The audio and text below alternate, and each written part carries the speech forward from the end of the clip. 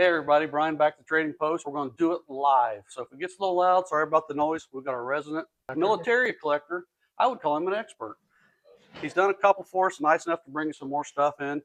I kind of heard a rumor that you're bringing some of your original home security devices. Would that be remotely correct? What'd you bring me today? This is First pretty of awesome all, too. this is a trainer. It does not go boom. It was never designed to go boom. So if the ATF sees this, it's all good. It's inert. This is the standard kit for the M18A1 Claymore anti-personnel mine. Like World War II, Vietnam. This would have been where? early Vietnam all the way up to last week. All right, they're still using versions of this. You have your M7 carrying bag, your M40 test set, your M57 actuator, commonly known as a clacker. Now, everybody remember the 80s when they always had these and they never went off. They kept clacking them. Is that what that is? Yep. There you go. This is your wire with your training cap. And now we're talking. This there we go. Check is that out. Is your M18. You go in the military and you're setting in training. This is what they would pull out and walk you through with. Yeah, show you exactly how to use it. This is a pair of M18 pliers to use to either strip legs off of the wires or crimp the caps to the legs. You would start out by checking the continuity of your M57. You would do that by using your M40 test device. You would stick that in there, make sure that the safety device is off, and watch the little light. Oh, that's cool. All right, so that tells you that your clacker is working. Then you would have to check your cap and wire, make sure you didn't have any cuts. So it's a little more involved than they show in the movies. Yeah. You were supposed to set this out and set a sandbag on that just in case. But like I said, it is a trainer. Hold that. Just hold that. Well, lighting? No. Oh, dang. Okay. I did bite you. And then the same thing, you look for the light. What's it doing down there? Nothing. You were just checking the continuity of the wire to the cap. Okay, so that's... Then you would put the safety back on your 57 and stick back in your pocket because you didn't want it setting up there while you were running the wire down. All right, you would run the wire down to the wherever you wanted to set the Claymore. You wanted at least 50 meters of wire out. You would stick the Claymore then into the ground like so, and then you would get down on it and aim it, make sure things were tightened down. So that's what that is, kind of a sight? Yes. Kind of cool. You would then hook the cap.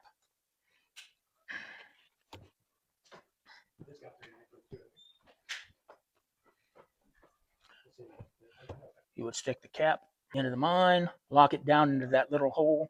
I'm not going to do that because this wire is probably about 45 or 50 years old and I don't want to mess it up. And then this would already be laid out. You would go back to your hole and where's the device? It's in my pocket. Yeah. Too many parts to this. All right, and then you would hook this up to your wire, wait for the bad guys to come. When the bad guys came, you would safety off, and boom. Of course, in the movies, you always see them going, but yeah. That's cool. How much explosive did they pack in that thing? I think it was about 1.5 pounds of composition. I want to say 3, it might be 4 in the later ones. There you have it, folks. Only at the Trading Post can you get valuable information like this. In case you find one of these in a garage sale.